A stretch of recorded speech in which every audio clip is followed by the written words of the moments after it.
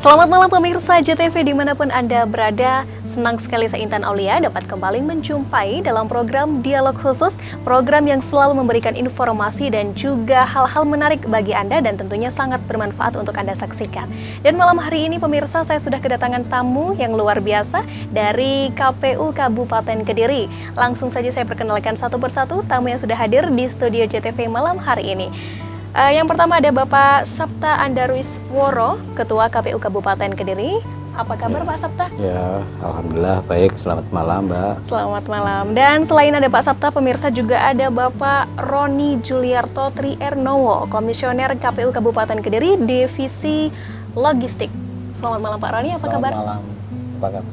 Luar biasa ya, tentunya kabarnya hari ini. Baik, pemirsa, sesuai dengan yang saya sampaikan di awal tadi, bahwasanya di program ini kita akan banyak membahas hal-hal menarik dan tentunya sangat bermanfaat bagi Anda semua, di mana kita hari ini akan bahas mengenai persiapan menjelang pemilu 2019. Langsung saja saya ke Pak Sapta dulu ini, Pak Sapta. Pelaksanaan pilkada dari 2017, 2018 ini sudah berjalan dengan lancar ya ini. Lalu menjelang pemilu 2019 nanti, persiapannya sudah sejauh mana ini Pak Sapta KPU Kabupaten Kediri? Baik, Mbak Intan ya, Mbak Intan ya. Jadi terima kasih yang pertama kami sampaikan pada JTV yang sudah memberikan ruang bagi kami untuk mensosialisasikan tentang kesiapan KPU Kabupaten Kediri dalam menyongsong pelaksanaan penyelenggaraan pemilu tahun 2019. Baik. Nah, pemilu 2019 nanti ini yang perlu untuk diketahui bersama adalah dilaksanakan dengan pola serentak, di mana pemilihan legislatif sama pemilihan presiden dan wakil presiden ini dilaksanakan dalam waktu yang sama dalam satu hari itu, yaitu tanggal 17 April 2019. Tepatnya hari Rabu. Baik. Nah, terkait dengan bagaimana kesiapan dari KPU Kabupaten Kediri, tentunya kami berkeyakinan bahwa pelaksanaan untuk penyelenggaraan pemilu 2019 nanti ini, insya Allah kami sudah menyatakan kesiapannya, dan juga nanti insya Allah nanti juga kami berharap ini pelaksanaan juga bisa berjalan dengan lancar, aman, damai, dan bisa terpilih wakil-wakil rakyat maupun pemimpin di negeri kita tercinta ini, pemimpin yang sesuai dengan amanah dari para masyarakat atau warga Indonesia secara umumnya. Nah, kesiapan ini itu bisa kita ukur dari yang pertama terkait dengan sudah ditetapkannya daftar pemilih tetap hasil perbaikan yang kedua, yaitu secara nasional pada tanggal 15 Desember 2018 kemarin di KPU RI. Artinya di sini daftar pemilih ini sudah dinyatakan secara nasional, sudah ada penetapan. Baik. Ya. Nah, setelah ada penetapan dari daftar pemilih, artinya kan pemilih ini kan harus kita pastikan bahwa pemilih di seluruh Indonesia ini sudah tersedia. Ya.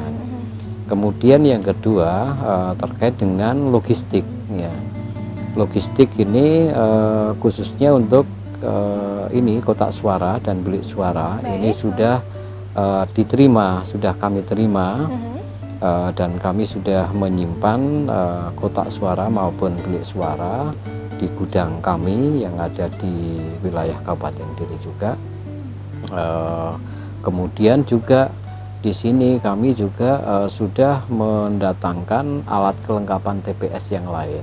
Oke, jadi selain kotak suara sudah ada kelengkapan yang lain ya Pak ya? Betul, betul. Jadi ada yang sudah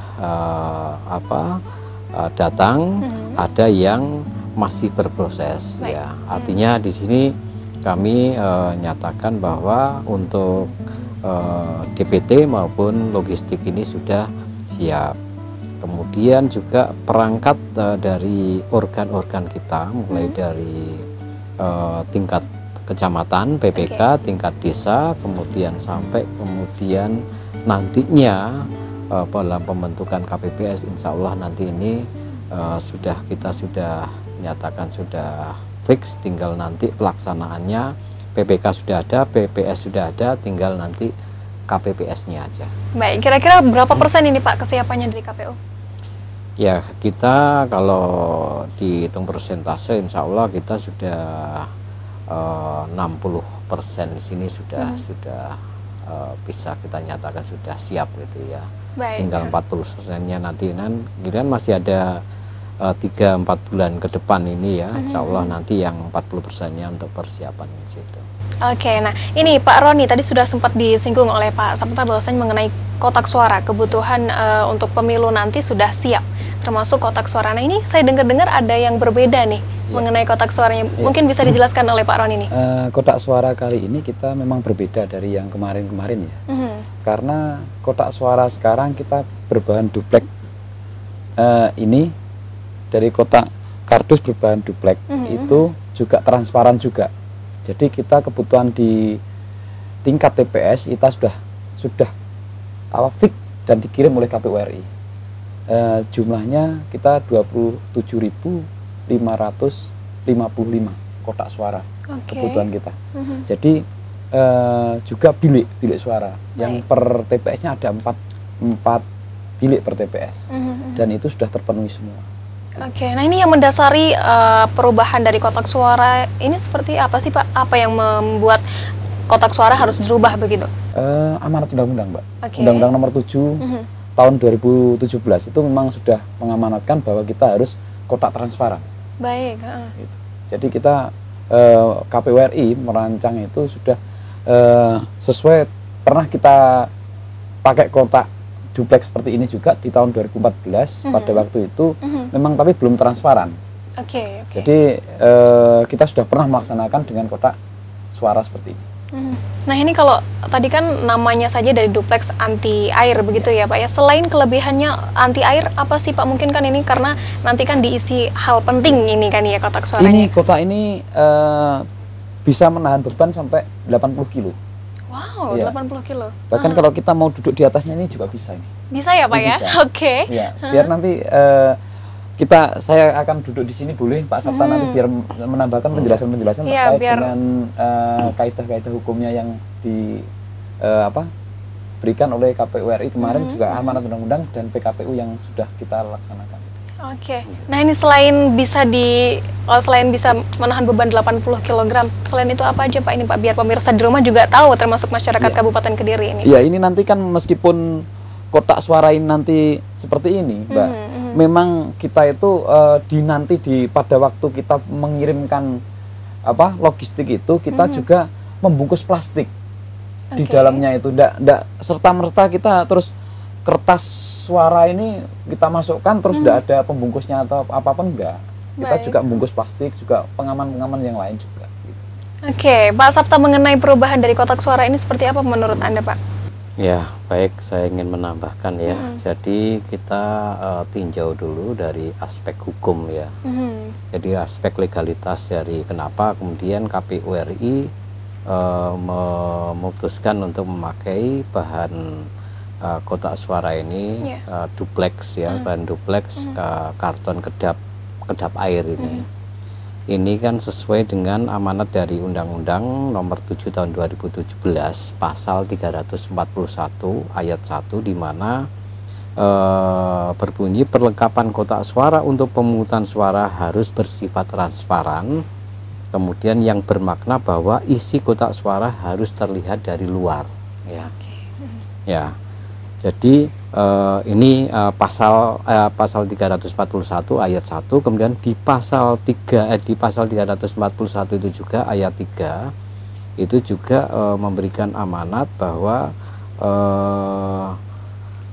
memberikan mandat kepada KPU untuk menuangkan apa yang sesuai dengan amanat yang sudah diberikan dalam bentuk peraturan KPU untuk menentukan kotak suara mulai dari bentuk spesifikasinya ya, ukurannya itu yang bisa dituangkan dalam peraturan KPU.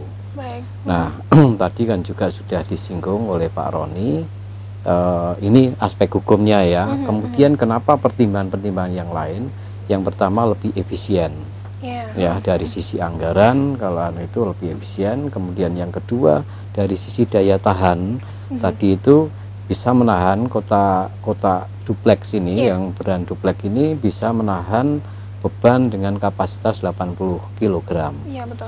Ya, kemudian yang kedua itu juga tahan air ya.